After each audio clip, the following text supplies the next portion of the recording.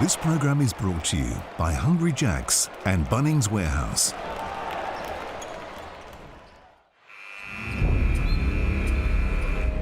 They're not going well. I'm not sure there's any other way that you can put that right now. The Kings were never really a threat to win this game. They lost to a team that was really hungry, but the thing that alarms me is the fact that they don't seem to have the fight and the resolve when things get tough. They look like they've given up. Teams have scored 100 points on them 8 times. That's disgusting. It doesn't make sense too when you look at the roster, right? Everyone's scratching their heads. If we don't put forth the effort, we're not going to be successful. At the end of the day, I can sit here and talk about it, saying the same things over and over. Some things just got to change.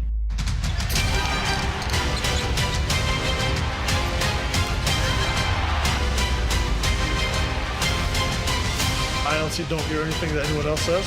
I'm very confident that everybody in the Kings uniform can provide for us. It just doesn't feel good when you're losing this many.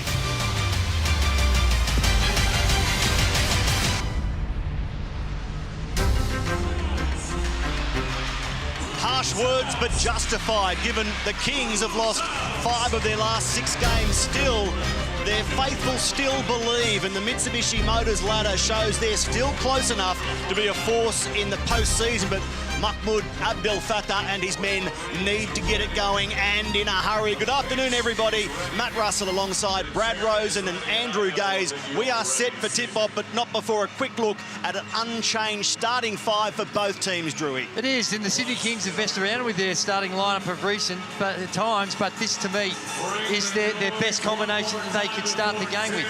Yeah, I agree with you, Drewy, and it will be interesting to see. You look at New Zealand, look at that start. I love what Mantis has given them when he has started. Let's see if he can do it. And probably my most favourite player in the league at the moment, Anthony Lamb. He will bring it today. The defending back-to-back champions are running out of time to find themselves. Is this the game? Is this the game where it clicks for the Sydney Kings? Tip-off falls with Parker, Jackson, Cartwright and the Breakers. These teams won all head-to-head so far this season. Sydney successful first up, the Breakers bouncing back in New Zealand, and it's Mantas Rupstavicius posting first points. And the Kings have had some problems on the defensive end. They're there for everyone to see, and they open up in a zone, a 2-3 zone, and leads to a wide open 3-ball. Now, I'm not sure they're going to stick in it based on what we saw that first possession. Rupstavicius again, Andrew, this time off the mark, but Mango Mathiang gets the rebound and the score. Well, 2 great possessions for New Zealand. First one, Mantis hits the wide open 3, and we spoke about it before. He's been brilliant starting, and then just a forced effort by the Sydney Kings on offense, and then away you go for New Zealand. Ooh. Valentine high off the glass successfully. The Kings have won the first quarter in their last 4 games, despite giving up the first bucket in all 4, but they haven't been able to convert. What sort of first quarter do we get from the home team today in front of what must be described again as a magnificent Sydney crowd? Over 16,000 to see this, and again, it's a pretty passive zone, highly reactive. So their 2 half-court sets they've had against the zone, they've got some of their prime movers, really good looks. Parker, Jackson, Cartwright, great numbers in his first season. And can Jalen Adams get it going this afternoon? Well, Drewy, you're right. It's not on the offensive end that's been the issue for the Sydney Kings. It is this zone. Hey, look here, all they're doing here in New Zealand is they'll get an on-ball pick, then they get a bit of movement, and then they overload like this, and it's kick, and it's a wide-open shot, or it's another kick. Something the Kings have to stop. Jalen Adams had missed 13 shots at 3 over the last 4 games, and he drains the first one today. A big relief for the import out of Maryland in the US. This man, Jalen Adams, having a lean season in terms of shooting stats. Well, he's had some shining moments, though. He's still, you've seen the excellence, and Mantis is, when you look at the difference between what it can be when you start and your confidence is sky high as opposed to when you're coming off the bench. And that contrast right there, Brad's pretty stark. What I try to tell my coach all the time, Drew. Well, a lot of those stats, though, come down to minutes as well. When you start, sometimes you get to play a lot more, of course. But you know what, Drewy, you're right in what you're saying, but you still got to perform, and that's what right. you're saying. You can be there, you can get the minutes, you got to knock the shots down and play what you got to do, and that's what he's been doing. He's earned those minutes with his performance. Reliable three-point shooter. On the move, Zylan Cheatham showing his athleticism, but without the finish. That was explosive. Got to the rack, but Sydney's defence denied him there. It's an aggressive, really aggressive drive, take at the rim, and just Geordie Hunter held it, stayed vertical, and forced him into a tough shot. And that's where he's been great for them this year, Hunter. He is that reinforcer down low. On anyone else, he's going up, Cheatham, and throwing that down on top of anyone. So great D by Jordan Hunter. Valentine with a wayward pass. It was off the fingertips of Lamb, so possession will stay with Sydney. And we'll mention their pink singlet straight away. The pink hoops doubleheader with the Flames playing earlier. Now the Kings, all in aid of the McGrath Foundation, which does such great work for those experiencing breast cancer. Here's Galloway. Good leap from Tui to make sure possession falls for Jalen Adams. The McGrath Foundation breast care nurses, angels in their field. Galloway drains the triple. Well, we showed the stats before with Bruce Davicius. Galloway, as compared to last year to this year, arguably a candidate to a favourite for the most improved in this zone defence. Just Parker Jackson Cartwright just walks into below the free throw line.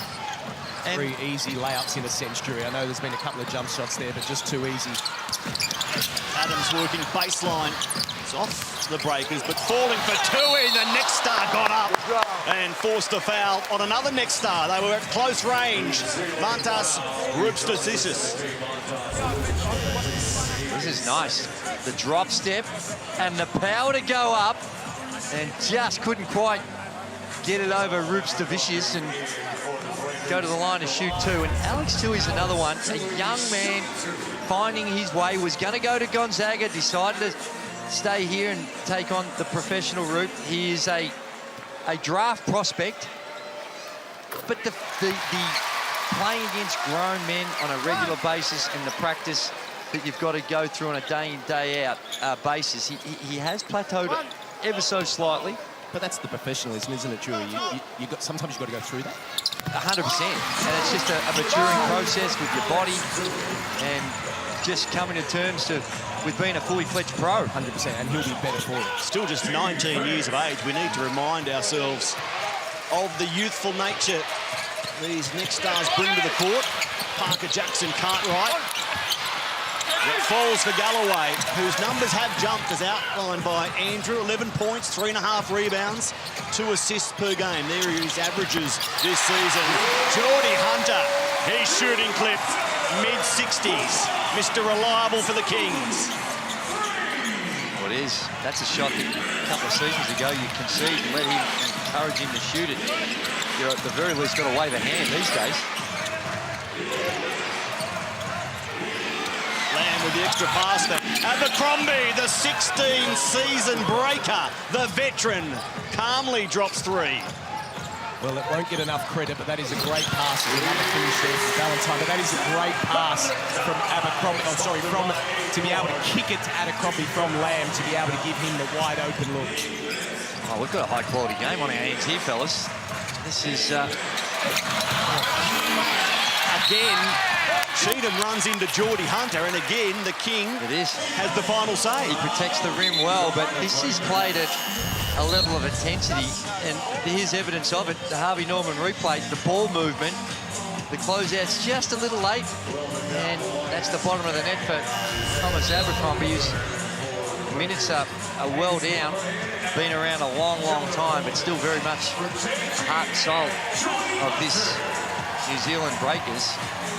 36 years young, a record-breaking breaker, a tall black, a 4-time champ, the finals MVP, back end of his career, but still doing it for the club he loves.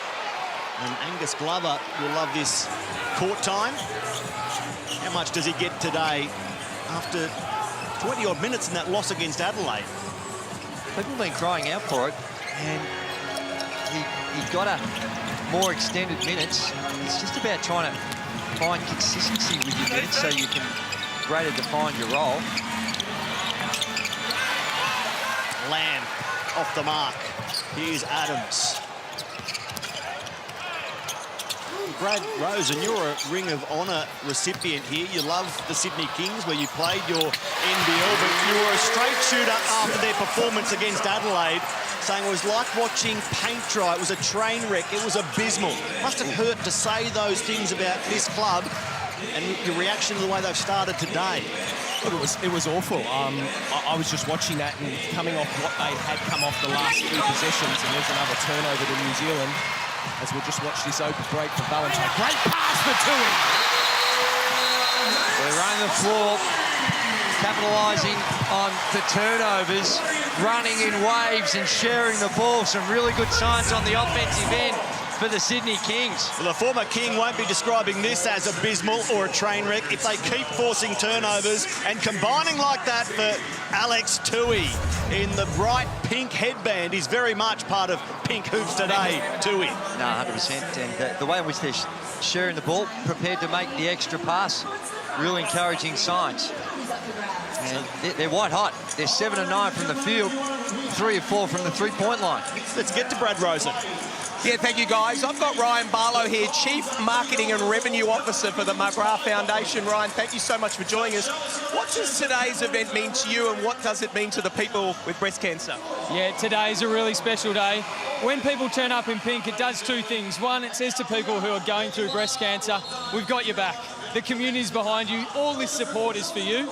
And the second thing it does is it helps raise money for us, for McGrath breast care nurses, helping those patients all around Australia. Yeah, talk to me about that.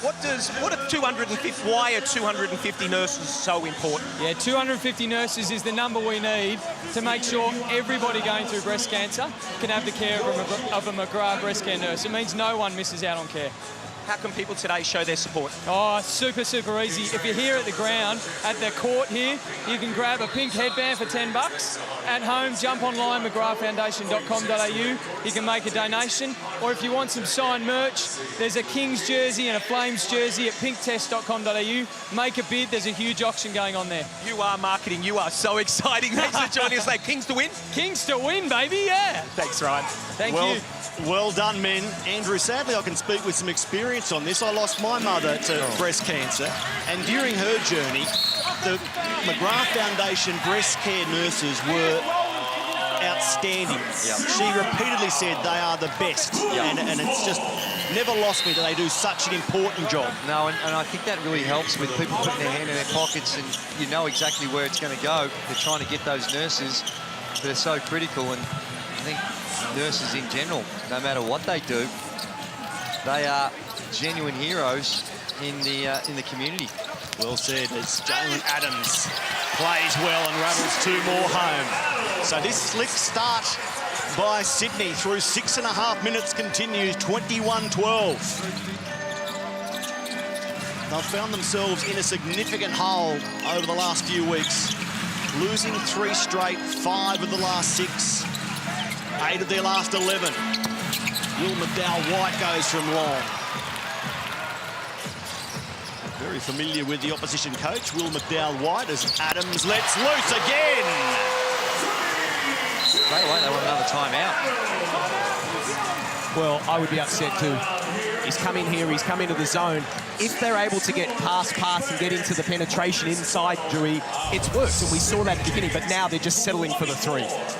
And on Christmas Day, Jalen Adams went 1 of 5 from outside against Illawarra. Since then, 4 games, hasn't made a 3 in 13 attempts. Bang, bang, knocks down 2 today. Well, that's right. In an important game, he'd understand the urgency that's required as well. And it's not just him. They're 9 of 11, 4 of 5 from the 3-point line. Jalen Adams in particular, just the speed and pace in which he's playing at is certainly causing the New Zealand Breakers a few problems. Sydney is just one of the stops when the No Ball Tour heads down under, thanks to Coca-Cola. Don't miss out on this. From Tasmania or Hobart to Melbourne to Sydney, through February, Chicago Bulls inner sanctum. Scottie Pippen, Horace Grant and Luke Longley. Oh, how good's that going to be, Julie? Speaking about Ring of Honour, Luke was over there as part of the 96 team being inducted the first time into the Bulls Ring of Honour. It was. I watched it. I was watching the game. They up against the Golden State Warriors, so Steve Kerr could be there.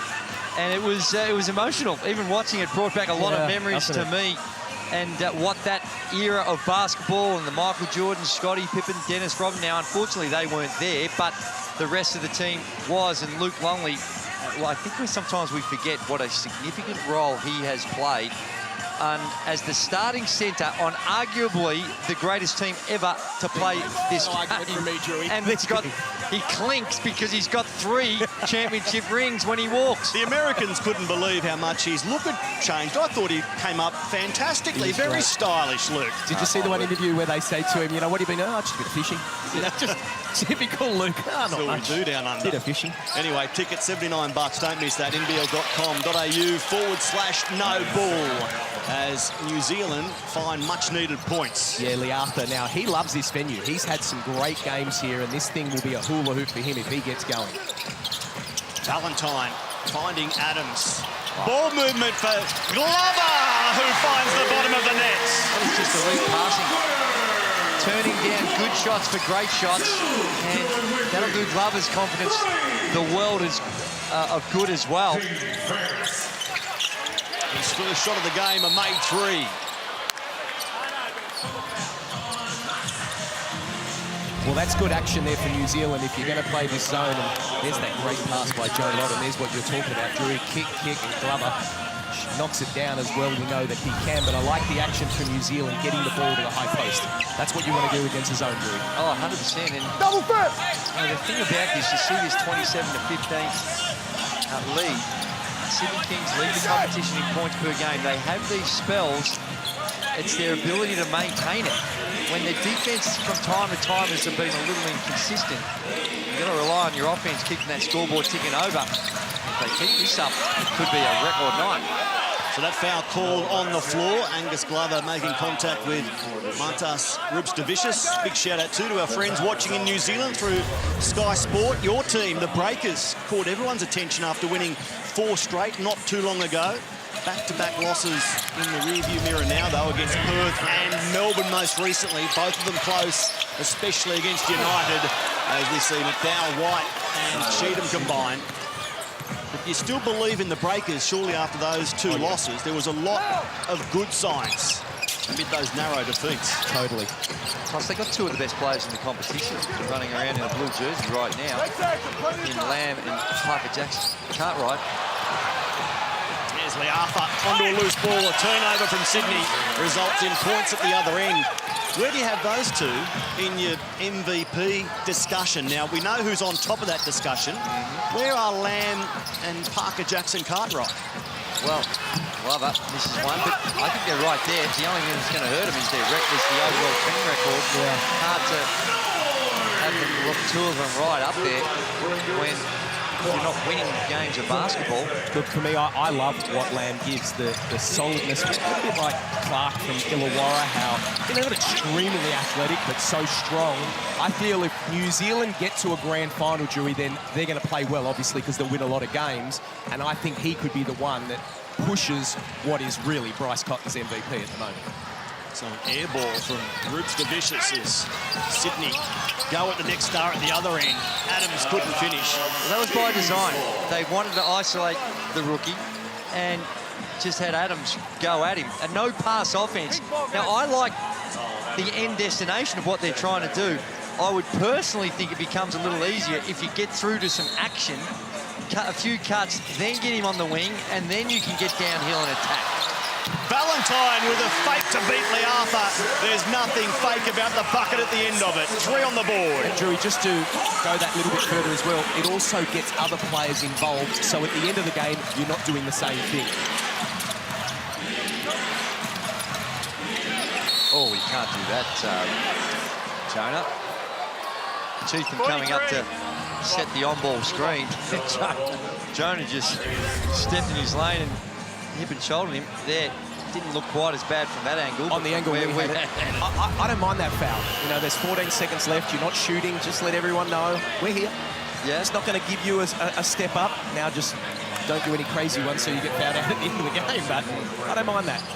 Dan Fotu comes on for Anthony Lamb, and just about the numbers. That surprised me just on that because you've got 14 seconds to go. You've got a scorer out there in Lamb, and surprised that he'd come out at this stage. Yeah. It's 32-19 late in the first. Will McDowell-White. Fotu, fresh off the bench, still a little cold. And Valentine has time here. Strategic foul, and he did it well. Oh no, it's going to be... It is going to be 2. My bad. So not a good foul. And Drew, who shot that shot for the 3? Now, not that it's a bad shot, but that could have been Lamb. And like you said, you took him out. That could have been him who's in the rhythm of everything. Lamb, a man who's averaging 21 points, 6.5 rebounds, 3 assists this season. And he's only had 1 shot on the evening. So I understand that they're probably doing it to try and give him an extra minute and then another minute the timeout. But given the context of where they're at and him personally, that really was only going to be for 1 possession. It should have been only for 1 possession. From midcourt, it's off the mark. It's a 34-point opening quarter from the Sydney Kings. A statement to start. They've shot the ball above 70%. Mahmoud Abdel Fattah will be happy to win a 5th straight first quarter. But can they go on with it? There's more from the Harbour City right after this.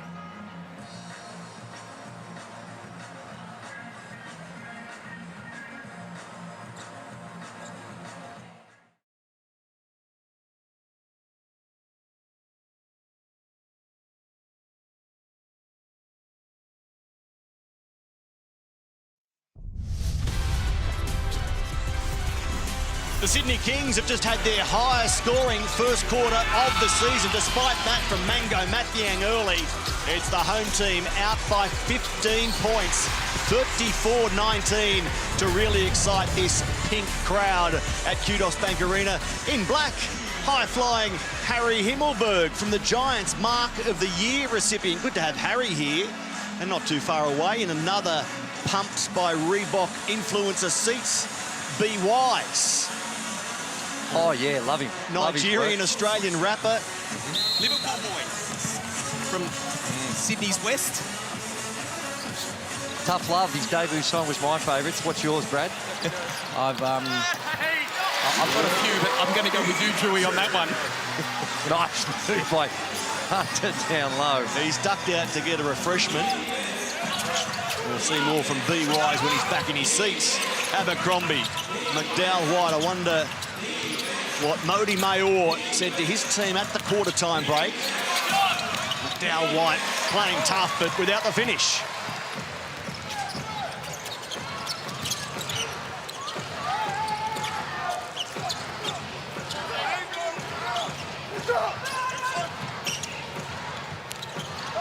Geordie Hunter and Denzel Valentine using plenty of the shot clock and effectively. Drew, you're down by 17.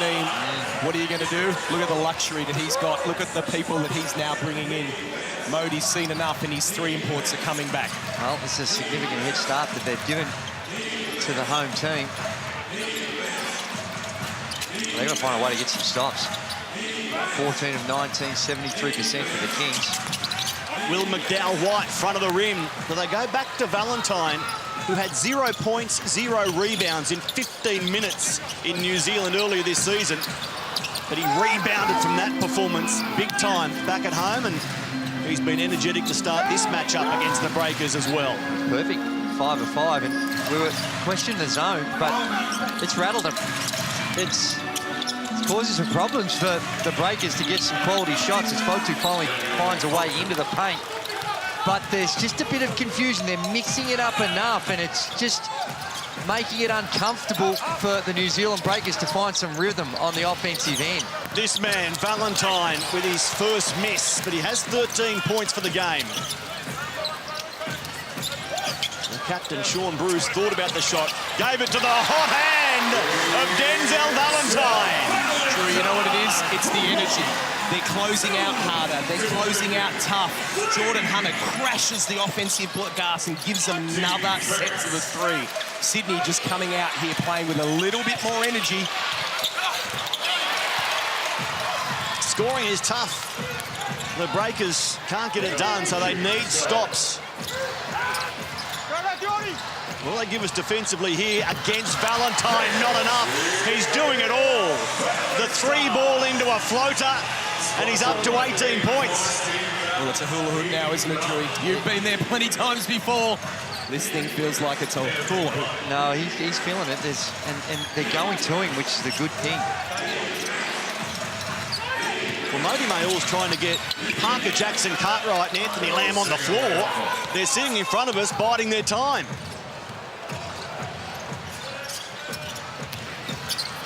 To match Sydney's import, Denzel Valentine. 260 NBA games. The majority at a club we've been speaking a lot about, Chicago. Here he is. Does he just keep shooting? Spinning on Matt Dieng. It's good again. He is red hot. Forget pink. He's turned red. Well, this is a problem that the Breakers had. They burnt their 2 timeouts in the first quarter, so there was no stoppages of play, and now there is with that deflection out just to slow the game out and gives them an opportunity to make wholesale changes. So they took Lamb off with 14 seconds to go in the first and haven't got him on till the 6:35 mark in the second. Yeah, well, Modi's a little bit upset there. I think he was calling for one of his players to foul, knowing that he didn't have a timeout there, Drew. Just foul, slow this thing down so he could make the subs. 45-23, it threatens to get away on the Breakers. Silent Cheatham says, not so fast. Oh, it's away, Matty. It's not threatening. This is away, and now they've got to try and find a way to edge their way back into it, and straight away the Kings call a timeout. A snooze timeout after these teams met in November, with Sydney successful on their home floor, 87-85. Only just. In December in New Zealand, it was the Breakers winning 109-101. There's B. Wise. Oh, man. I really did enjoy the tough love for single, but the collaboration he did with Becca Hatch, that was some sharp work by B. Wise. His debut album, Area Famous, in 2018. Part of your collection, Drewy, via the label Elephant Tracks. Good stuff. This is one where you've got to just keep it simple for the Breakers on the offensive end, because they've had dealing with the zone defense. They've been a little out of sorts with their thrown by that zone defence. And one thing you won't see when you go to see the Harlem Globetrotters is a lot of zone defence. That is for sure. Although we look like we're watching the Washington Bullets right now. Yeah, that's right. You see some comical defence. The Washington Generals, Generals, I excuse me. said Bullets. Yes. You played for them, didn't you? I did, yes. Very briefly. I think Corey Homicide Williams had a game with the Generals as well. Shout out to Corey. Great to see you in our games. Back, if my memory serves me correct, I was only 4 or 5 at the time, but in the late 60s, early 70s, Ray Tomlinson, the Olympian, actually when they came and did a tour, he played for the Generals. Wow. Good afternoon, Ray. Hope you're watching and enjoying the coverage. How did you react when the invite lobbed in the inbox or letterbox, come and play for the Generals? Yeah. Well, they did reach out because they thought that my defensive prowess would fit perfectly in with the Washington Generals. www.hg2024.nbl.com.au. I'm hearing Copes on the bench, on his couch go, yep, I would have said that too. Sydney throw it away. It's 20 points the difference. Their highest scoring first quarter turning into a barnstorming second period as well, but can they keep it going for the first 4 minutes of this second period? Parker, Jackson, Cartwright and Lamb back out there. The two productive imports. Case in point. Just attack the front guy on the zone. Not a lot of help when you're in that zone. And Parker, Jackson, Cartwright just comes off and game makes a free throw. Easy. Jalen Adams from outside again. This is a completely different looking team than what we saw less than a week ago. The body language, the tempo, the willingness to share the ball. The assessments were scathing, but fairly so, understandably so. Against Adelaide, they shot the ball at 36%, 5 of 33 threes. Out-rebounded 54-46. There were other problems as well, but the Kings, they want to play in pink from this point on if they keep scoring and delivering like they are. They got 50, and there's still 5 minutes to go in the second. True, 8 of 11 from the three-point line. At 72%, if you don't mind.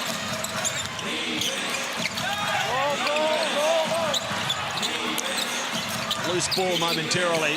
New Zealand clean up and then play tough through Anthony Lamb. That was beautiful. He had Valentine, but he also was smart enough to see Tui flying in from the weak side. Oh, my. Only now does that reach the New Zealand bench. A look of amazement across the coaching staff and Zylan Cheatham. Gee. They didn't have to go back to 27 then, yeah, so they wiped the score and they call an offensive foul. We might need a Harvey Norman replay of that. So, Lamb on Hunter. It's Anthony Lamb called for the foul. What is a raised elbow in the eyes of the officials that collected Hunter. Okay. And no timeouts, Stewie, so you can't challenge. Good point, Brad Rosen. Modi Mayor left on an island, and all he can do is watch Adams sink, and sink again.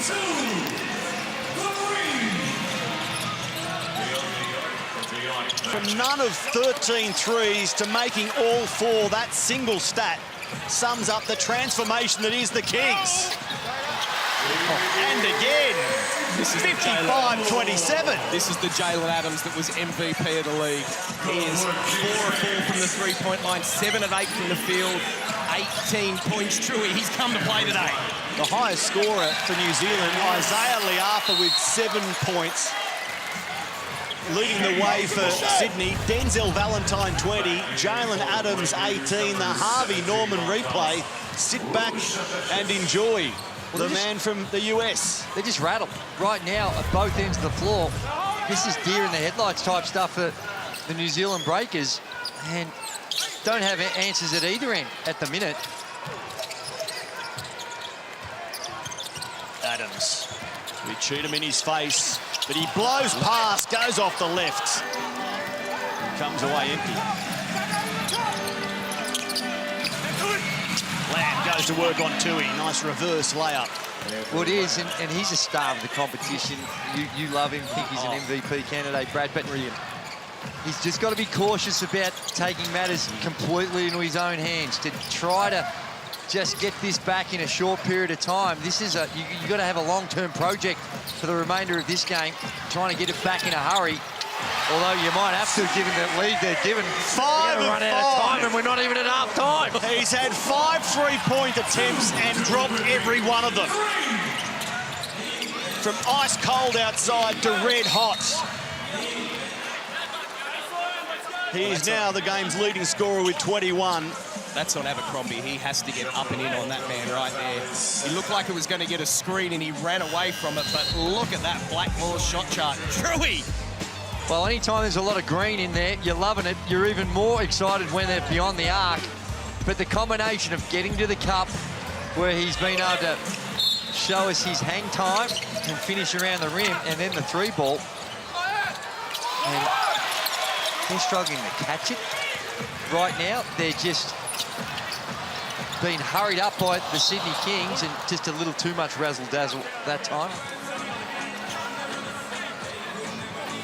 Well, Drew, I thought your deer in a headlight is perfect. They look at it. They don't know what to do. They're running the same offense, and basically they're hoping they knock big shots down, and it's not. And now they're off to the races. Lamb blazed away one time. Look at Jackson Cartwright not shifting the zone at all. The zone, when you're in a zone, you're trying to go left to right. Skip passes are really helpful, but they're just not moving the ball. Adams gliding. It's working for Sydney. Adams goes again. This time his first miss from 3-point territory, but he might reload here. Well, this is just an obliteration on the boards. I mean, it's ridiculous. Look at that for Galloway. Jalen Galloway. We know that the Breakers, Drewy, are last in the league when it comes to rebounding. Well, it's 20-5. They're being obliterated on the boards. Parker Jackson Cartwright left alone. And calmly knocks down the 3. Go, Kings, go. Well, Andrew Gaze, Brad Rosen, you're the former players, you're the experts. What's your reaction to this? How have Sydney turned this around? They were in a significant hole in what is really the blink of an eye. One game to the next, from Adelaide, horrible, back home to New Zealand, and they're a different team. How hard is this to do? Well, for me, it's the energy, and there'll be a timeout there because he won't be happy with that. But I love, literally from the tip-off, take a couple of games, a couple of plays out. They've been on the ball, there's been communication, there's been switching, and there's been hustling, offensive boards, and the whole thing. As you see Lamb here go down, and that's why timeout's called, because Coach Mood doesn't want to see any of that. But Drewy, to me, that energy has been missing for weeks, and that's what we've seen today. True, give the Kings a whole lot of credit, because the numbers, anytime you're shooting at 69% overall, and cop this, 10 of 14, 71% from the 3-point line, it says that the defense is not where it needs to be at. And I think some of their problems have been caused by the way they're playing their offense. We saw the first couple of possessions when they moved the ball, went left to right, and then they got the wide open shots. That's almost been non-existent since they dug themselves a hole, and they've become very individualistic. It's the Pink Hoops Day, celebrated by Sydney and the Breakers. Geordie Hunter, it's a matter very close to his heart. Geordie, thanks for joining us. Today is Pink Hoops doubleheader for the Sydney Flames and Kins. Breast cancer has impacted a lot on your family, so what does this mean for you? Yeah, it's a beautiful day. The crowd's turned out in pink, and it's looking very pink, which is exciting. But yeah, it's a disease that's affected my family. My mum survived breast cancer, and we unfortunately lost her mum, my beautiful grandma, to it. So it's something that has affected a lot of women in my family, but it's incredibly proud that the Hoops Capital family is playing a small part, and in particular Tiana, to bring this day to Sydney, and it should be amazing. Geordie Hunter delivering on the court in front of proud mum Jo, who detailed her experience with breast cancer before the game, emotionally, brilliantly said though, and thanks again to the work the McGrath Foundation does, their special breast care nurses, and your tailor, Brad Rose, and that is a magnificent pink suit jacket. Thank you. A little shout out there to Mark from the men's club, making me look very, very good. I've got a head great for radio, Drewy, but this makes me look a little bit better. And I'll tell you what looks good now, the scoreboard for Sydney. It's looked good for a while. 63-34. Angus Glover up to 6 points, making 2 of his 3 shots. Simon Cheatham. Let's not forget that the Flames kicked off the day in the right way. 83-80 win against Perth Drewy. in the WNBL. It was a thriller. You were here at 11 a.m. in anticipation of that. Kayla George, the Opal superstar and current WNBA champion as well. She was MVP of the game. They often play double headers, but they don't have a good result at converting both games on the same day. Flames Kings is today the day they get both over the line. It looks like it as Lamb goes from long range, and we hit half-time. Sydney in complete control. Plenty for Modi Mayor and Anthony Lamb to contemplate. Firstly, how to get back into the rebounding battle, how to stem Sydney's scoring, and that's just the start of it. Brad Rosen is standing by with one of the main men for Sydney in that first half. Yeah, that's right. I've got Denzel here. Denzel, fantastic half, 63 points. You've got to be happy. Yeah, I think it happened on the defensive end, though. We're getting after it, we're getting out in transition, and we're getting easy buckets. What do you think is important now to make sure that momentum cakes in and gets this win? We just got to keep importance on the defensive end, stay solid, keep doing what we're doing, and we'll be fine. Good luck in the second half. All right, thank you. Denzel Valentine, 20 points, just behind Jalen Adams, 21. They're both scoring at a great clip, and Sydney are in control. We're back to Sydney on a beautiful day to wrap up the first half right after this.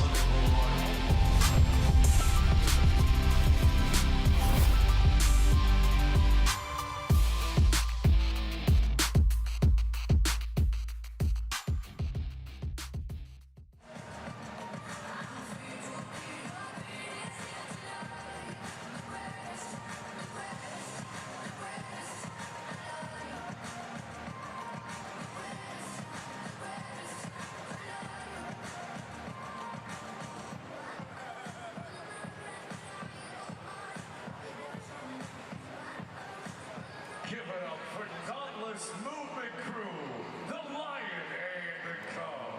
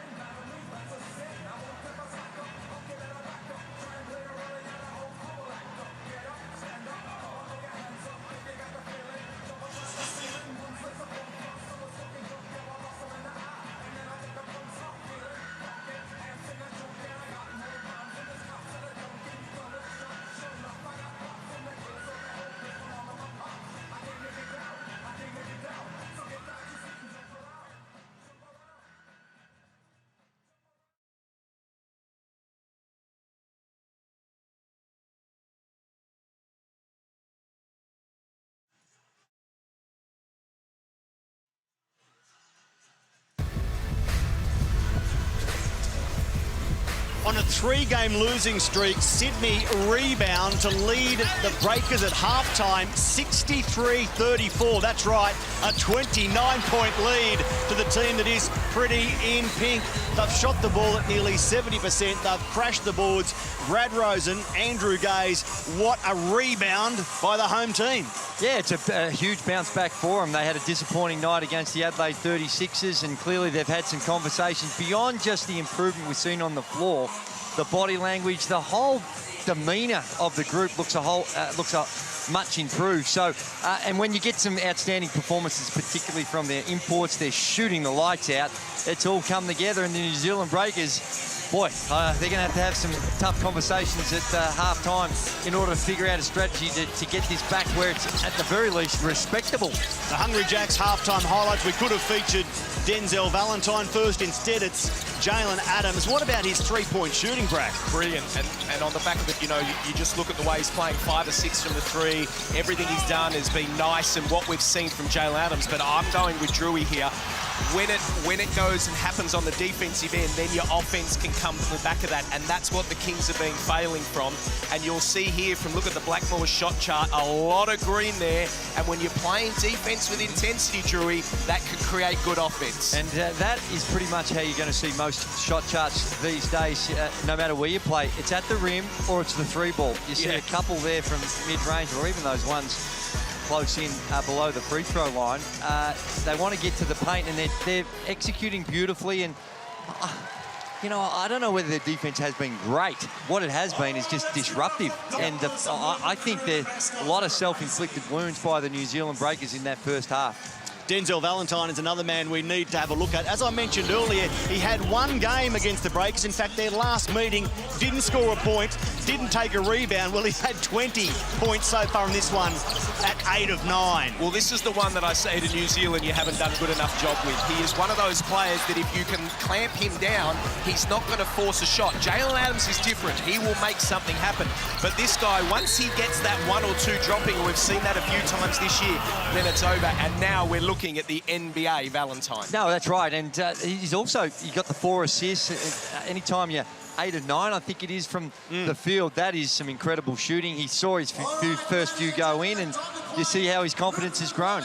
We know that Sydney have all the pieces. They needed to come together as a team, and they are doing it here in front of nearly 16,000 fans at Kudos Bank Arena. It's a great atmosphere, and it will only build if the Kings go on with the job here.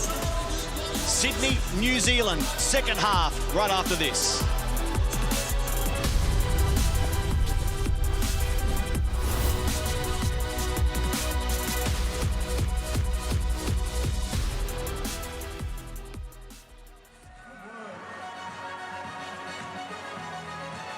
He looks very happy.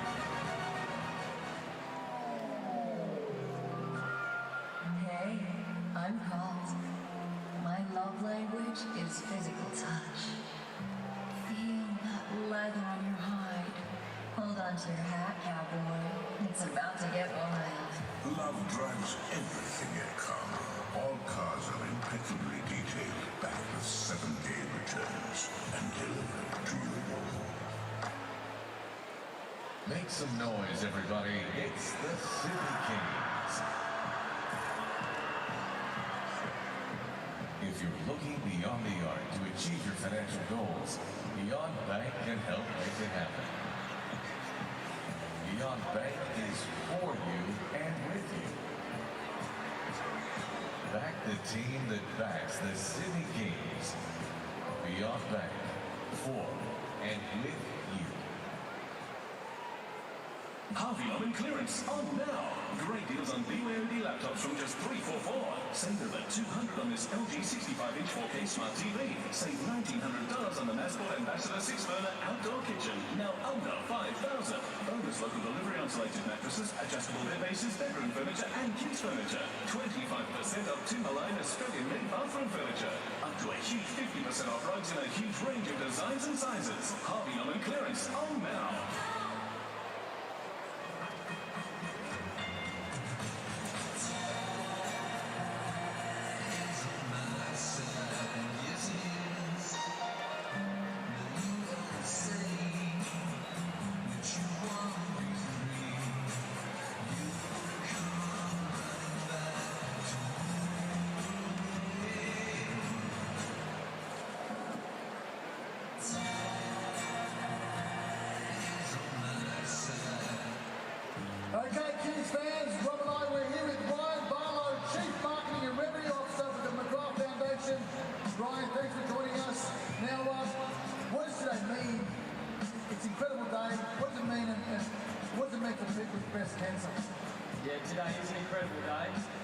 means two things for people with breast cancer. First of all of this pink is a way of us all showing people with breast cancer that we're with them.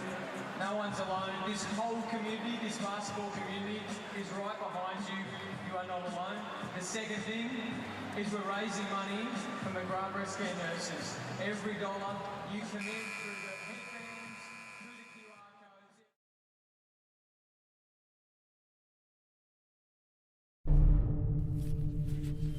I remember going into that meeting with the oncologist and her explaining that my cancer had spread into other areas and that you shouldn't play anymore. I am Tiana Mangakahia and I was a former professional basketball player. And I just remember Mum coming home from work and I had the piece of paper in my hand. I was like, no way, like this is happening again. Especially after the season I had just had. And so then I just started crying even more. Being partners with the McGrath Foundation is huge. All the help that I've received from my breast care nurse has been more than I could have imagined. That's why the McGrath Foundation initiative to have 250 breast care nurses by 2025 is so important. And I just hope that people that are going through what I'm going through know that this is accessible for them. They've helped me so much and I'm just really grateful for that. Yeah, this insidious disease doesn't discriminate, and Tiana is testament to that, to help her and so many women like her. If you'd like to donate, if you're able to donate, just scan that QR code on your screen. And it's great to see Tiana courtside today and playing such a significant role and wearing such a big smile. We've been lucky enough to be at the hoops with her a few times, Brad. Yeah. What a wonderful woman.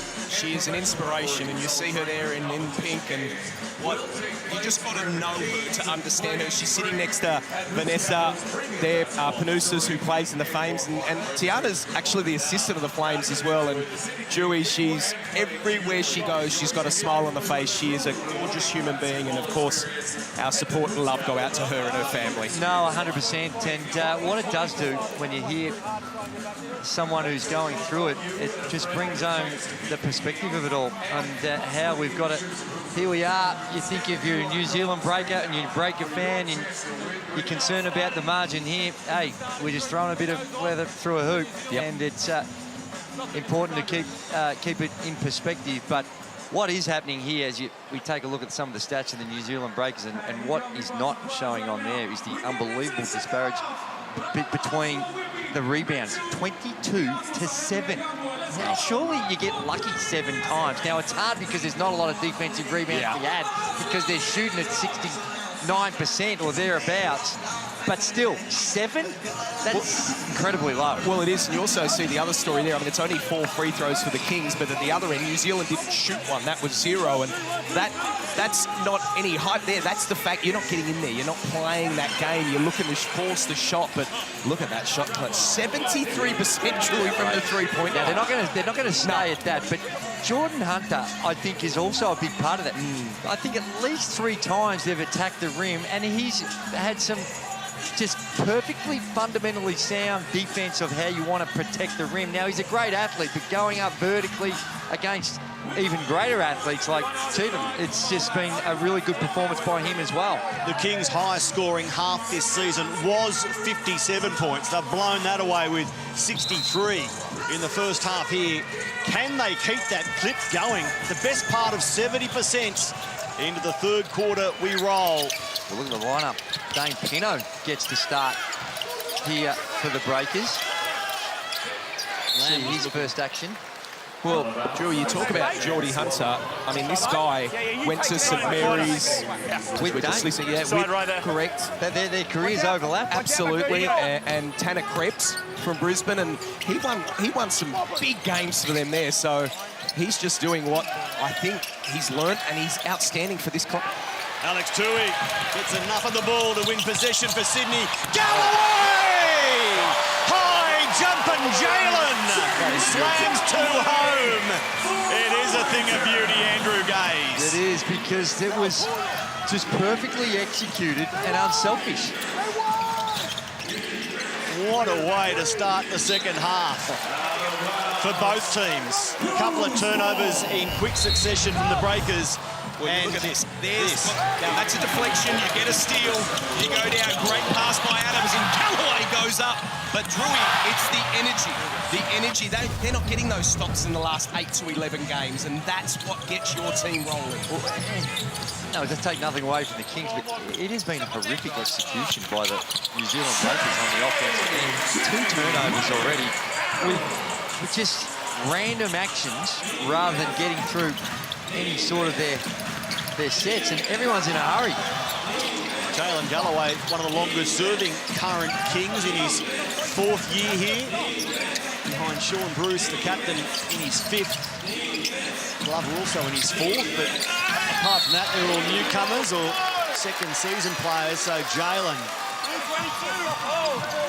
Well, they've called that on Dave Pinot, and you know Dave Pinot well. The one thing he's going to do is look right there. He's going to a little bit hard there. He looked like Hunter was holding him, but he is going to crash that offensive glass. Well, that's the sole reason they've made this change. They would have looked at the stats throughout the course of that first half and just said, hey, whatever we're doing, it's not working, so we just got to have a look at different personnel. So Dane Pinot comes in, and his sole mission right now, or not his sole mission, but his priority is trying to do something to at least compete on the boards.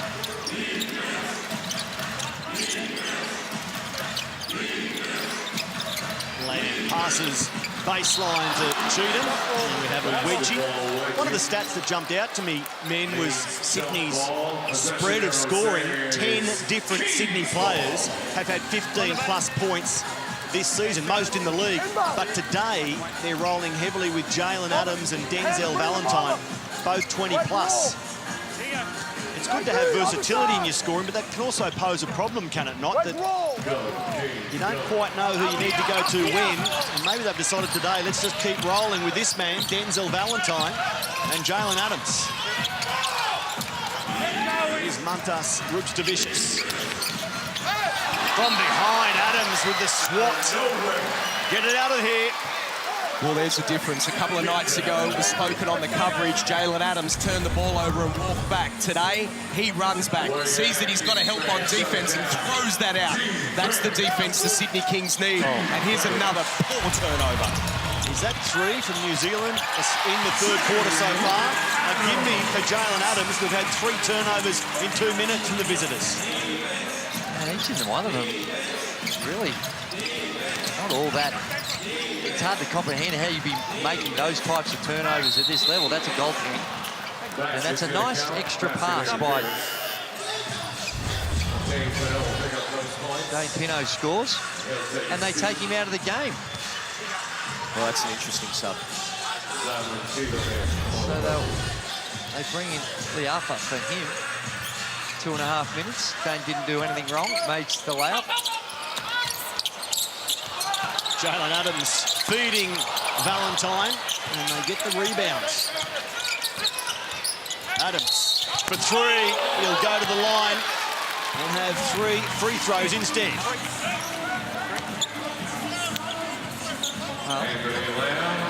Close out by Lamb. I think I will give Lamb credit for. He doesn't carry on with any of the histrionics with the officials. He just, maybe it's because it's a pretty obvious one, but he just seems to get on with it. Even in that first second quarter one where he got called for the offensive foul, there's no really carry on. So that's to his credit. Great demeanour here, right? If you've drawn this late, that score banner down the bottom is correct. It's the Kings by 33 points, make it 34. They had their highest scoring first quarter of the season, their highest scoring first half. After being in a hole, 3 straight losses, they literally exploded into the game, which started late because of a late finish in Brisbane, Bullets, Hawks, and we wondered what influence that might have on players. That can be tricky, warming up for a long, long time. Clearly it was a lot trickier for the New Zealand Breakers than it was the Sydney Kings. Just pumped more gunpowder into the Kings, who came out the big way. 72-36.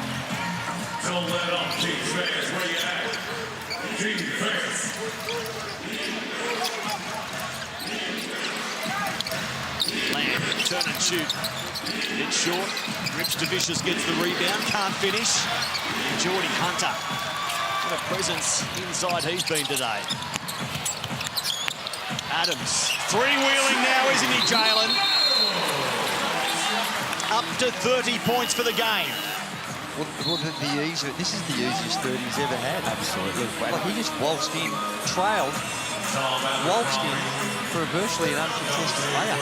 He's a former league MVP. We've gone there quite often. His NBL career high is 33 points. He's going to blow that apart today. You don't need to be an MVP to do what he just did then. I mean, you could have got out there, caught the ball, taken one dribble and made a layup. Come on. No, he's talking to me. No, I'm talking to Matty.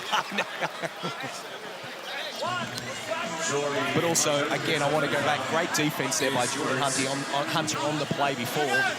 He's got 9 rebounds now to go with his 5 points, but it's the amount of shots he's changed, Drew, where he's just been able to stay there. He's had a wow of a game. Conversely, this is damaging for New Zealand. I know they came into the game in 9th, but forget the ladder position. It's so tight. You only need a few wins to springboard quickly. Look at the Brisbane Bullets, who find themselves in 4th now. And the other point, too, is that there's still a lot to play, and we've seen how things can turn around really quickly. But at the end of the day, percentages are likely to come in and have an impact. So this is almost like a double loss if it stays at this margin, or it gets even bigger. Like it did last year, where Melbourne missed out on the play-in tournament on a shot. On points percentage, not win-loss percentage, points percentage. Jalen Adams, well, the Breakers just want to go home. It's too easy for the Kings. New Zealand's points percentage is being blown apart. And Sydney are improving theirs in a hurry. Lamb finds an immovable object in Geordie Hunter, and again, defensively, Geordie does a number.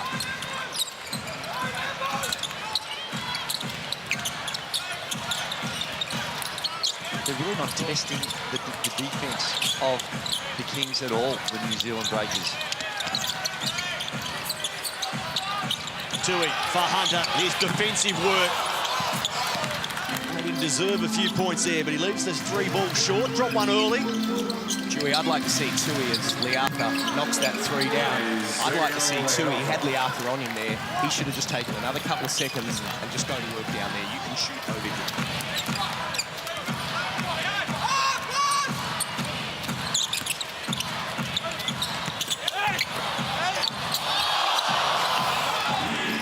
Tui appealed to the referees. No love for the next star.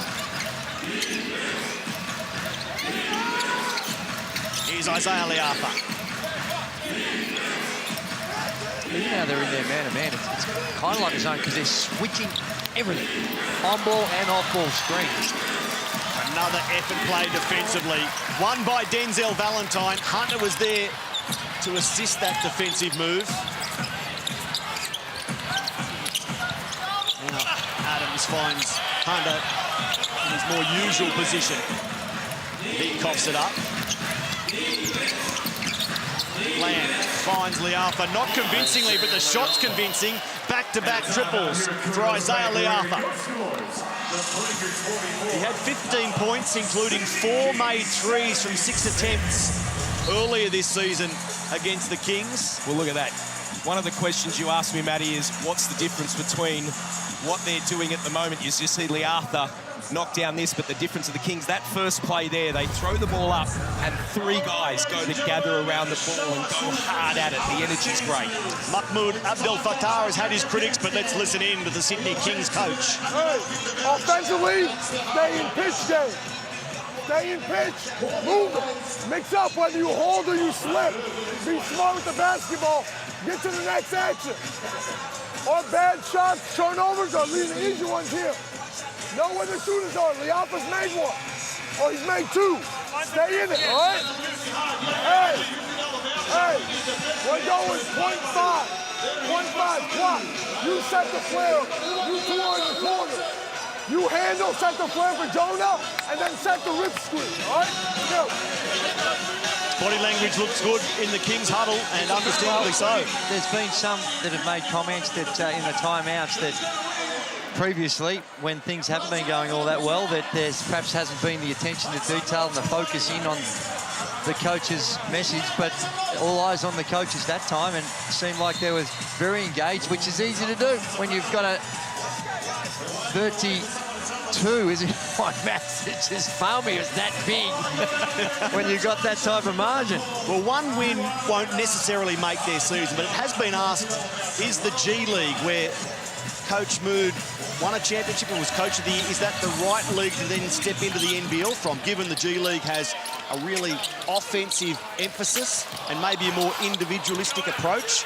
Well, but Chase Buford travelled the same path and won back-to-back championships as a Kings coach. For sure, and there's no doubt that there's a style of play that they are playing that is similar to what you see in the G League. 5 out, open, read, react. You've got a few sets along the journey, but there's a lot of the 5 out or what they call point series where they're working from the elbow, or zoom action where you dribble handoffs coming out of the corners. So, but a lot of that just comes from positioning rather than necessarily hardcore scripted plays.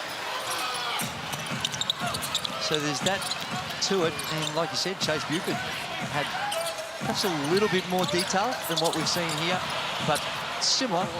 Spent time at 3 G League franchises before coming here and winning the last Will 2 Weaver is another one that championships. Yeah.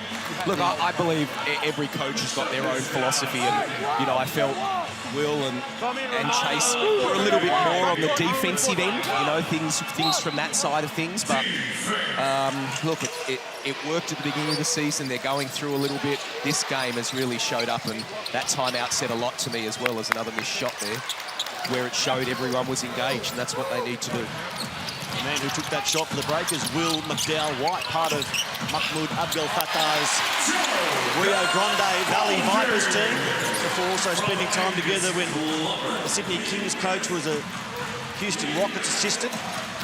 And Will spent time there as well. Here he is on ball again. What are they setting up for here? The Breakers, back and forth. Will McDowell-White, it's the 3-ball, Drewy, that's the answer. Well, they're hitting him now, aren't they, Dave?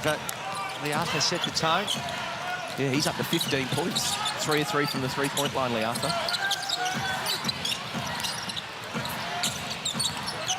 Sydney should have been aware of his danger from outside, given what he did against them in game 2 of their meetings this year. Here's Angus Glover telling everyone that's 3 more, baby. Angus Glover up to 9 points for the game.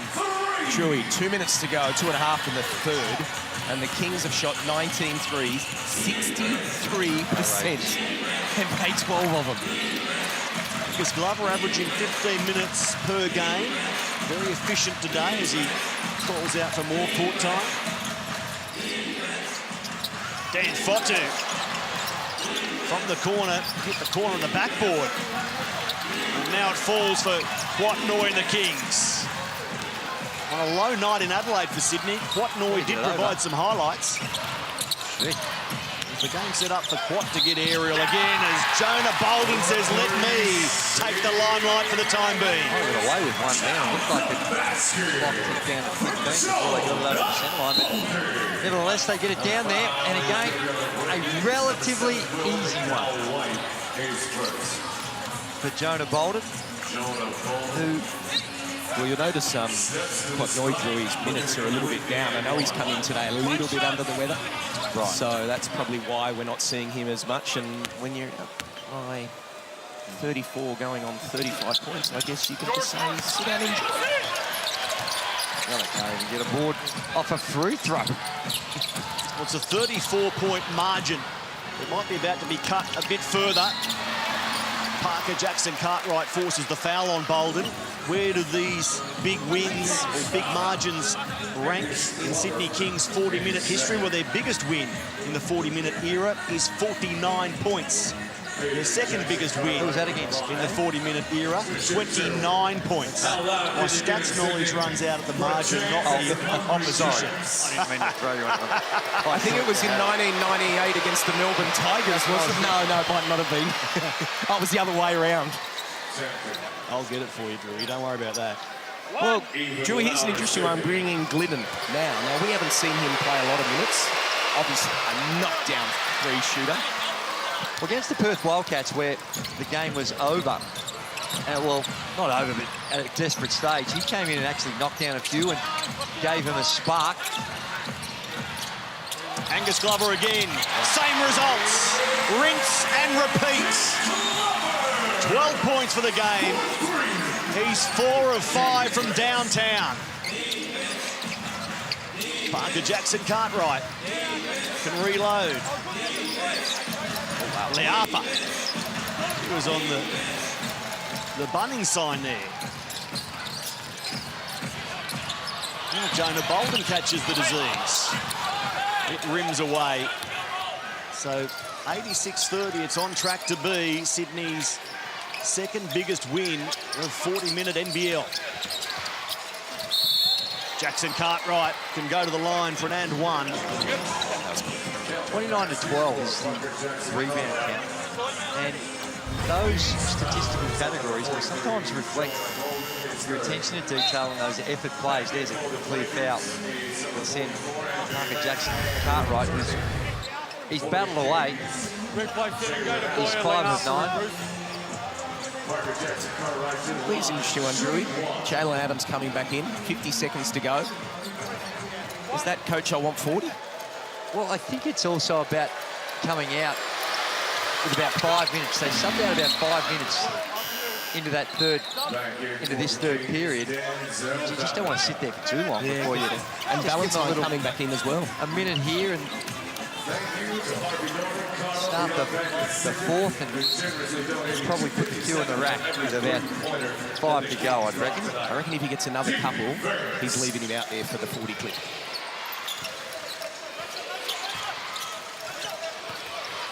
Pass. Great pass. Lamb gets it done.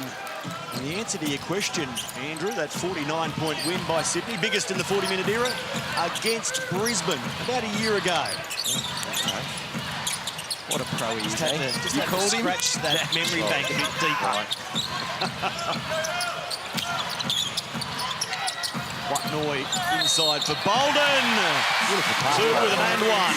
Noy was in the air. Before he even received the ball, his vision was fixed on what was happening down the middle, and he caught it in the air and passed it straight to the cutting Bolden. And he hits the two. What the? Adams just came in. Not sure what he did wrong in that. What, 10 seconds? You're looking at me, Drew. I have no idea. So he's come in and he's come out. Did he even touch the ball? No. Well, New Zealand's lowest score this season, 76 points against Perth back in November. Drewy, would you be more inclined to praise Sydney's defence, or is there something wrong with the offence that makes Sydney's scoreboard look a bit better than maybe it should be today? Well, I think you've got to, anytime you're shooting at these clips, you give full compliments to the Sydney Kings. Parker Jackson Cartwright didn't like the call, and they'd whacked a tee on him. But right now, and I say this with the greatest respect for the Sydney Kings, because this has been impressive, given what we saw less than a week ago against the Adelaide 36ers. But the New Zealand Breakers have been poor. Very poor today. Really poor at both ends of the floor. There you heard the explanation as to why he got the tech foul. And Jalen Adams is back on again. Cue the Benny Hill music, Drewy. Well, he's come back on to shoot the free throw. It was offense to defense, I think, they were running in that last minute. So if you use a profanity while you're looking at a referee and He's inclined to think the message was directed at him. He didn't expect to be teed up. You weren't on the court when the technical occurred. Somebody else got to shoot. Somebody else got to shoot. Ah, there you go. Jalen's not allowed to shoot because he was not on the court. Trying to sneak in for a couple little sneakies. Sneak in for an extra point.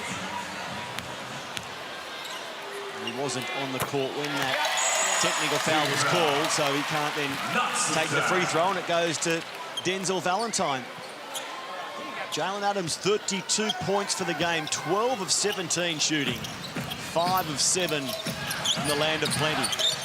21 for Denzel Valentine to thrill this big crowd, Brad Rosen. A great turnout. Despite their troubles in terms of on-court performances, haven't the Kings faithful voted with their feet today? They believe. They believe, all 16,605 of them. What a fantastic crowd. We get to the end of the third. The big crowd is set for a big win, but how large will it be? 35 points. The Kings in complete control. Still 1 quarter to play. They're hunting their highest score of the season. They're trying to keep the Breakers with their lowest total this year. We'll tell you both of those numbers when we return to beautiful Sydney.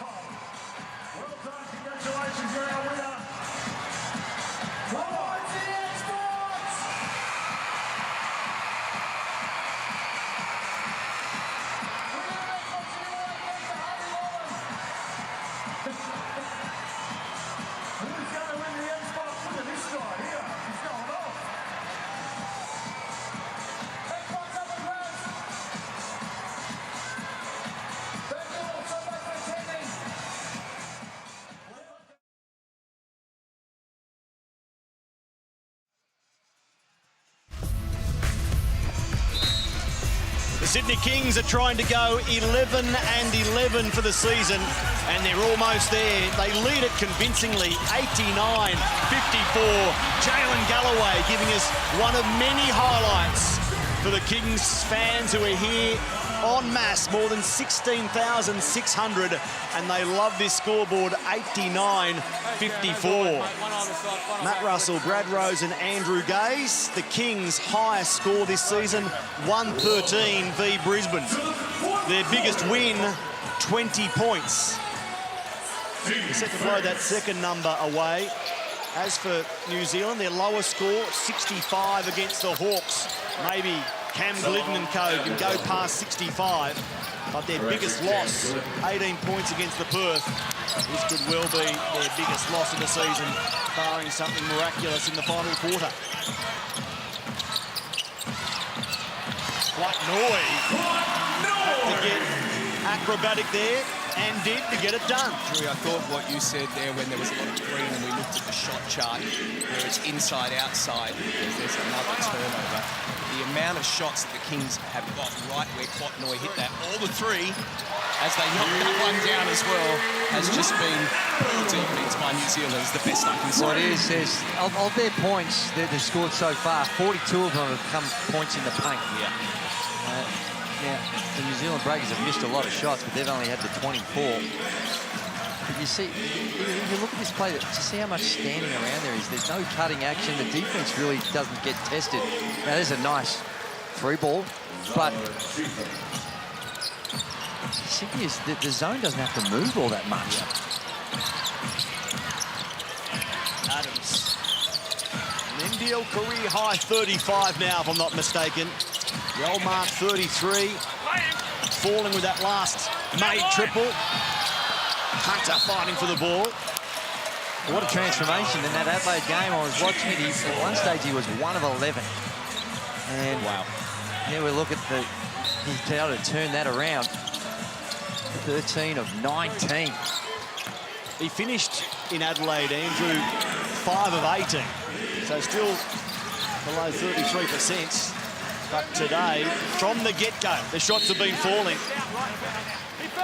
Do you both prescribe to the theory that one team can play an opponent into form? Is this a game where Sydney might look back in 4, 6, 8 weeks and say, that was the day we were played into form? Well, I think what is also important is what Brad was talking about a little earlier. These players are highly skilled and have got a lot of pride. And the chatter that was going on about the Sydney Kings after that Adelaide 36ers, most people had put a fork in them and said they're done. Look, season over. Fire the coach. Get rid of the players. All that type of carry on. Now, although it's not necessarily true, that can hurt, and you can go both ways. You can woe is me and sook it up, or you can kick deep and come out and play with an aggression that we've seen here tonight. So it's to their credit they've been able to respond in that way. You know what I'm hearing now? I'm hearing homicide. I told you guys I've got Jalen Adams back this season by putting out there I should have sacked him. That's it. Love homicide, loved his comments, and don't think he's not listening. He's a former MVP. He was told he should be sacked, and he's come out tonight by 37 brilliant points. This might be 40. Didn't get the bounce he was after. Here it comes I told you. Days, it was my plan, Days. I want the Kings back in there, Days. Shout out to you, Corey Homicide Williams. He will be smiling and jumping up and down now. God bless him. Absolutely. These teams met 8 times last season. Of course, they contested that gripping 5-game grand final series. We look at the collision here. Hunter giving him a nudge and force him into the contact with Adams. So maybe there's a suggestion that we're talking about upgrading it, perhaps. There is 37 reasons he will not want a substitution right now, Drewy. Oh, no, sir. I'm checking it. That's exactly what we're doing. So we're going to check for an upgrade or a possible upgrade. They're reviewing. Just getting back to what you were saying there before, Matty, I think it's a great point, and we'll just watch here. Okay. Just this one last thing. I got a question for you, Sydney fans. Okay. Y'all having a good Well, it's a heavy contact, but I don't know whether that's upgradable. Is that watch his right elbow? That's what I'm looking at. Normal Tap, just that right elbow. Don't know if that's enough. No, well, they've agreed with. Well, I don't know where you were going to land, but where I've landed, they've agreed with that. It's not going to be upgraded. Yeah, I do agree. Yeah. But yeah, Matty, I think by them coming out and making that statement today, what they've done, the Kings, the big thing now is now you've got to back it up. You can't just have the one. Against Perth here next Sunday. What a game that shapes a week down the track.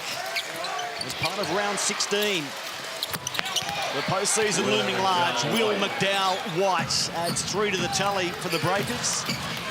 Yeah, they met 8 times last year, including that grand final series. 2 single-figure margins in their earlier meetings this season, plus some similar form in terms of a losing streak leading into today. I don't know whether too many people saw a 96-63 scoreline midway through the fourth. Well, the Breakers. They're going to have to dust themselves off like the Sydney Kings did, because they've got some. I mean, every game's tough and every game's winnable, but Phoenix at home and then Jack Jumpers at home. It's 2 games in Auckland, you're right, Drewy. And they shape as increasingly important. Cam Glidden, he's been doing that for a long time in the NBL, parking himself in the corner and dropping threes. From Cam. Timmons to Brisbane to southeast Melbourne, and now in his second year at New Zealand. Very limited minutes compared to earlier in his career. Is this 40 for Jalen Adams? No, it's more for Denzel Valentine. He goes to 23. He wants it, doesn't he, Drewy? He is sticking that thing to go in. As someone that got probably 40 every second day, well, this would be a 60 for you. Well, I think what he'd be doing is he'd also realise that I need to do it quick because I'm coming out of the game. If I told you the same bloke had the top 3 scores this season, would you hazard a guess? Your MVP favourite. He's coming here next week. Bryce Cotton. And Jalen Adams, you're right, a week down the track, won't that be some viewing? But the highest score this season, Bryce Cotton's 41. And Jalen Adams go past him in the shadows of the line today. Returning for the Kings, Jordan Bowman. And at the line, Well, he's going to come out of the game because Bruce is ready to check in for him. So maybe make the first, miss the second on purpose, and see if you get another possession. It's no ball, they're coming. The Chicago Stars of the late 1990s. Scottie Pippen, Horace Grant, Luke Longley. Jump on to NBL.com.au/no ball to get your tickets. What a show that'll be. Hobart, Melbourne, Sydney. And Jalen Adams turns and walks towards the bench. No, you've got to put him back on there, don't you? Yeah, coach got to. Come on. Got no feel for the theatre of it all. Absolutely. I reckon the embrace with the teammates suggests he thinks that's it for the day. No, come on. Pink doubleheader, 16,000 people in pink in this arena. Wants to see a 40 clip. Absolutely. Let's go to a score. Andrew Gaze, if you got parked by Dad on 39, you can't tell me you're sitting happily for the rest of the last 5 minutes of a game. Oh, when you got 39, you're still pretty happy. You're feeling like you've had a good night out, so you're not overly disappointed.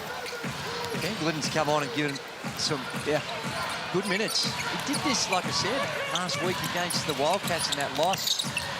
Came on and gave him a spark off the bench. And the other thing Cam Glidden has done throughout the course of his career, he's been a very good defender. Now, he's not as young, obviously, as he once was, but he's another one that might need to think of maybe trying to find a few more minutes for him, and more meaningful minutes at that. Well, showing today, yeah. 100 is up for Sydney, but there are more points coming for the Breakers. 173. It's 27 points. The Kings in complete control, but the Breakers are working hard to cut the margin and look after percentages as best they can. So 4 minutes and 16 seconds to play. What are the two coaches looking for from here? Well, I think New Zealand are just looking for some credibility and trying to minimise the damage. Try to not cause as much damage to your percentages that they can't win from here. But if they got this down to under 20, you go, well, okay, it's a tough loss. We were never in it, but we can still got some things that we can look to and feel like we've fought it out on the flip side. I think Sydney Kings are saying, let's not undo this spectacle we've put on. We don't want people that haven't been to this game to think, well, it's just a solid win, when it really has been a phenomenal win. 16,600 in the house, watching Mahmoud Abdel Fattah and his men build a big scoreline.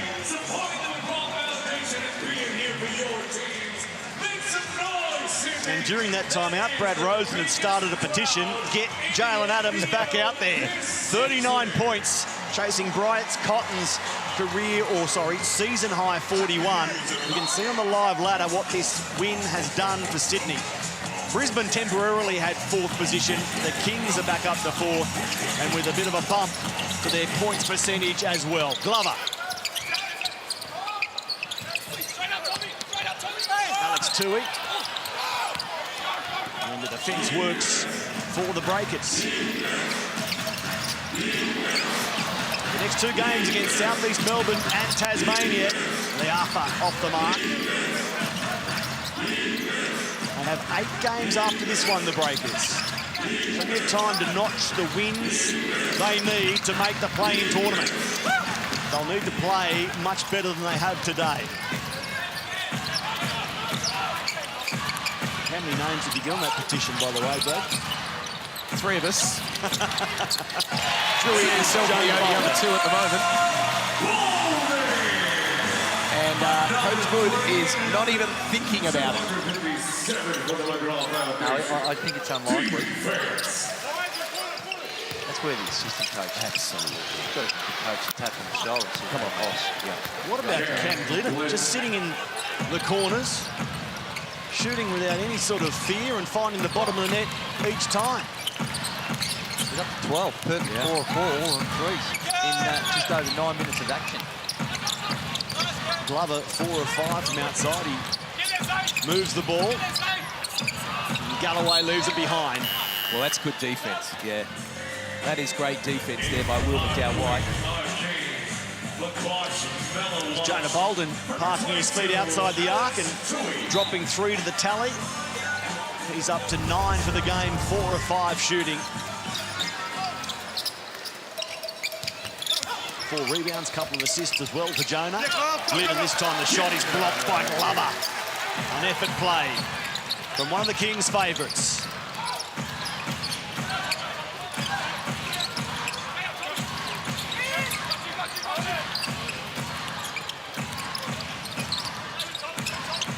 Galloway giving us a thunderous dunk earlier in the night. If you missed it, check out the highlights. Breathtaking. Shot away in time, but off the mark. Leafa. Well, it's stats time, Drewy. Everyone's coming down, trying to get their stats up. It is, and it's some... Just looking there at Will McDowell-White, he went down in the last play before that timeout and really looked like he did a groin or something. Just see it here, he stayed down a little bit longer there. There it is there, just like, oh yeah, not well. The wars all season. Yeah, he has. And even that game against Melbourne United, he went in and took a charge and it came down on his wrist in that one as well. Looks like he's having it there a bit too, yeah. He bounced back from that one, but it might just be something sensitive in there that's... I want to ask you this, like with Parker Jackson Cartwright, who I'm a huge fan of, and Will McDowell-White, who I'm a huge fan of, they just haven't seemed to click. They're both players that are ball dominant, but they just haven't clicked. Well, that's true, but if you go back to last season, Barry Brown Jr. played alongside him, and that combination seemed to work. Yeah. And let's not forget, Will McDowell-White spent a lot of time on the sidelines this season with injuries.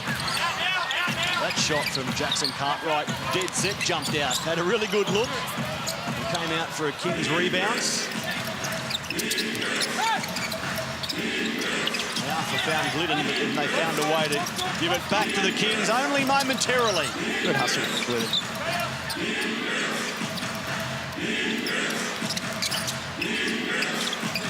Shot clock to 5. Parker Jackson Cartwright off the mark, and Sean Bruce settles it down. Of course, round 16 starts on Wednesday. Midweek hoops coming your way again. South East Melbourne against Adelaide. Wednesday night, 7:30 Eastern Daylight Savings Time. Glover draws the foul. Well, for a man who's had the type of knee injuries that he's had to go through, was it 3 knee reconstructions? Oh, yeah. And to be able to still show that confidence in your body, the explosiveness and the hang time on that play. Smart play too. Used the rim to protect the ball. Wasn't able quite to get enough spin on it to get it to fall. It's part of the reason he's so popular, Andrew. Had to fight through so much injury adversity, then gave so much effort during grand final games that stay strong in the memory, and has just adopted the Sydney Kings after spending much of his formative time in the Illawarra. They love him up here. Well, certainly these fans, if you were here in the final series against the New Zealand Breakers in Game 5, that game was one possession away from being shot, and then that missed shot off the backboard and the dunk, and then followed up by a 3, turned the game on its head. Alpha started shooting accurately. That shot's deserted him late in the fourth. Matty, we see minute. Sam Timmons checking in here for the Sydney Kings, of course, an ex-New Zealand breaker, so nice for him to get some minutes. Hasn't spent a lot of time this year, Sam. Just the one game so far this season. A 26-year-old out of Dunedin. He'll enjoy his time on there. Can the Kings set him up for a highlight? Kiwi Sam Timmons. What noise? Ran around the horn and then forces the foul. Not sure what Mango did wrong on that occasion. Well, Mango stayed down.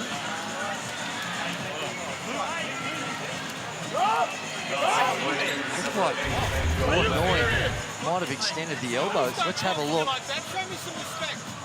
And he pops one in the jaw. That's Michael Aylen, the lead referee, and Parker Jackson Cartwright. There are some frustrated breakers out there for obvious reasons, and the referees are standing their ground.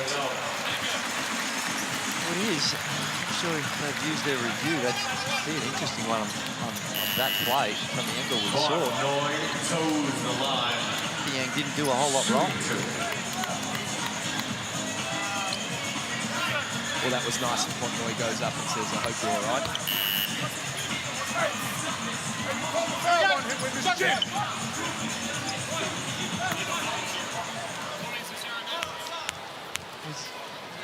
I'm sure he expressed it in that type of manner, but he has a point. Don't play this game.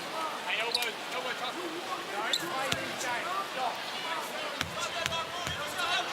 The referee's in no mood for nonsense in this final minute. It's 29 points the margin.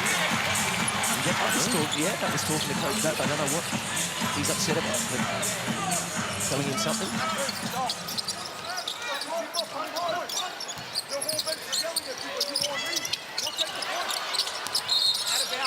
Stop yelling at me or I'll see you. Stop. Hey, just stop there. Yo, Sydney fans, 24 seconds left. Well, you heard what he was saying, and the point is that he wants every point he can get. He said points are going to matter, so we need to score, and he wanted a tech on the New Zealand bench.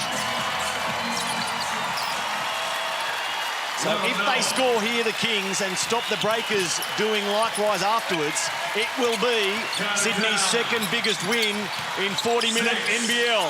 Portnoy tried to deliver the exclamation mark, but it bounces hard off the rim, and 29 points the final margin equals the Kings' second biggest win in 40 minutes NBL.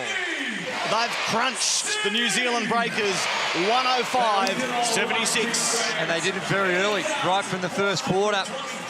It was barely a contest for a couple of minutes, and then the Sydney Kings put their foot down, and the New Zealand Breakers were not able to respond at all. A highly impressive bounce-back game by the Sydney Kings, and in an important game.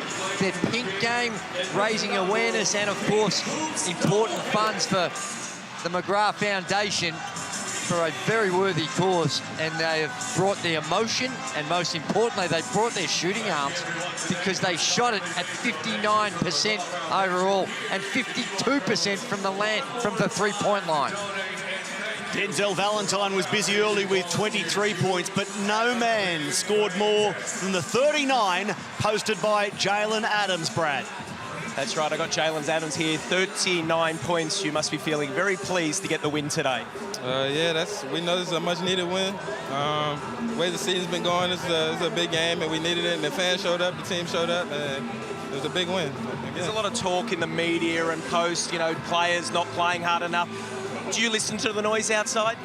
Nah, that's their job, man. They're supposed to talk about us, and they got the right to critique how we've been playing the last couple of games. So we wanted to come out and make a statement and play hard tonight. A pink doubleheader today, 16,000 people have come out to here. This must mean a lot. Tell us what it means to the players. It means a lot, especially for a special occasion. You know, just to raise breast cancer awareness, and then to come out and actually get the win in front of a big crowd too as well. So it felt good to be a part of the day, and I'm glad we can come out successful. 39 reasons you're probably very happy tonight, but what is coach doing not letting you get the big 4-0? Man, I wasn't really tripping about it. We just needed the dub for real. You know, hopefully I'll have other opportunities to do it again. So, you know, I'm just glad we come away with the W. Good on you. Great win tonight. For sure. Appreciate it. Ladies and gentlemen, we do have a special presentation. So after a delay, the Kings will go into a huddle here. An important game, a special cause, a huge crowd, imports firing, defence improving. Boy, there's a lot for the Kings to be happy about. They are certainly pretty in pink today. We'll break and come back to Kudos Bank Arena to wrap up the Kings' biggest win of the season and the Breakers' heaviest loss this campaign.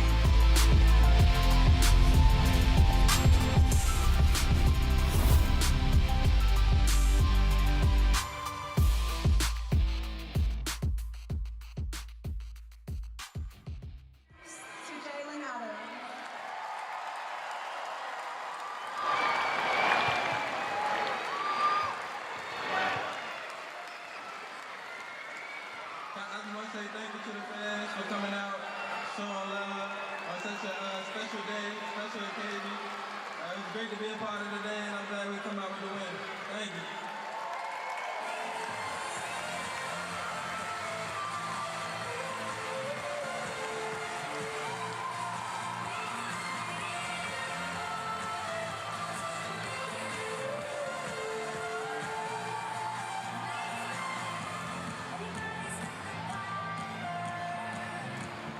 Amazing.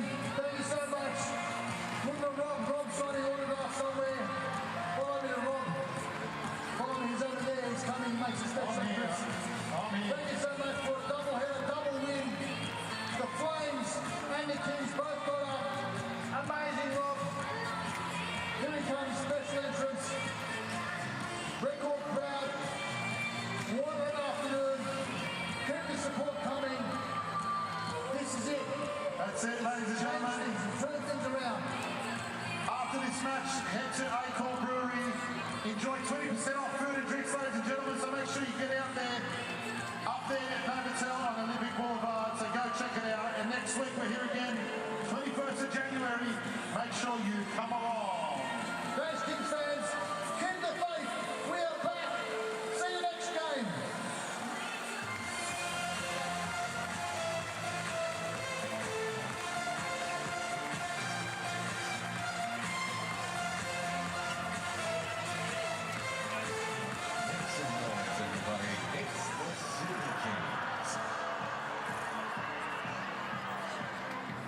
If you're looking beyond the arc to achieve your financial goals, Beyond Bank can help make it happen.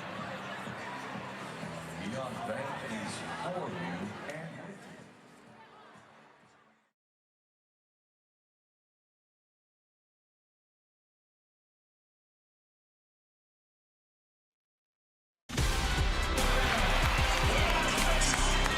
The defending back-to-back champions, the Sydney Kings, make their owner a very happy man. Their biggest win of the season. The imports have all the right moves. Brad Rose and Andrew Gay's final thoughts. Wow, just impressive by the Sydney Kings. A lot of soul-searching for the New Zealand Breakers, but we've seen throughout this season the ability to bounce back, and as you look at the table, you can see how expensive that loss has been for the Breakers, but they've still got time. Still got 8 games left, so they can turn it around. But on the basis of tonight's performance, there needs to be a change in a variety of different areas to overcome a loss like they had to endure this afternoon. Well, it's just so tight. You look at that 11. You look at the losses like I do, Drew. Yeah. I know you do, right? And 11 losses are in third, and second last has got 12 losses. That's just so close. But it's so tough. I think New Zealand will do that. They just did not come in ready today, and you got to give it to Sydney Kings. They did an outstanding job. Their energy was up. Just asked Jalen Adams there, he's the MVP, and asked him, and yeah, they listened to it. They know the noise, and they came out today and did exactly what they should do. He handled that magnificently, appropriately, to say, hey, people are there to critique it. Wasn't throwing the toys out of the cot, just copping it on rather the than chin. rather than just turning around and go, don't listen to it. Yeah, so it was good. Hey, boys, this is the end of round 15. We only wait until Wednesday for the start of round 16. Phoenix 36ers. Then on Thursday, Hawks Taipans. Jump forward to Sunday, Kings Wildcats. There are some beauties there. Oh, my word, there are. Kings Wildcats. That's going to be another important one for the Kings. And if the Wildcats have any opportunity to get that top spot, they need to pick that win up as well. Yeah, well, next weekend or next Sunday, Jalen Adams against Bryce Cotton. Hasn't Jalen set up that matchup magnificently? On behalf of these two, Andrew Gaze, Brad Rosen, and the entire hard-working team behind the scenes, I'm Matt Russell. Hope you've enjoyed the final edition of round 15 from Kudos Bank Arena. Kings fans certainly have. They're pretty in pink. They're big winners against the Breakers.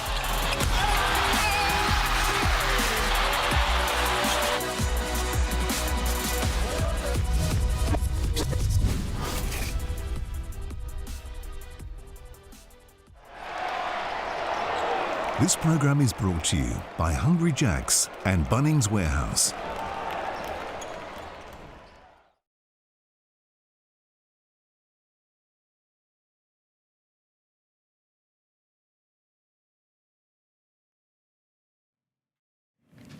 Listening to you, Barney. 1, 2, 3, 4, 5, 6, 7, 8, 9, 10.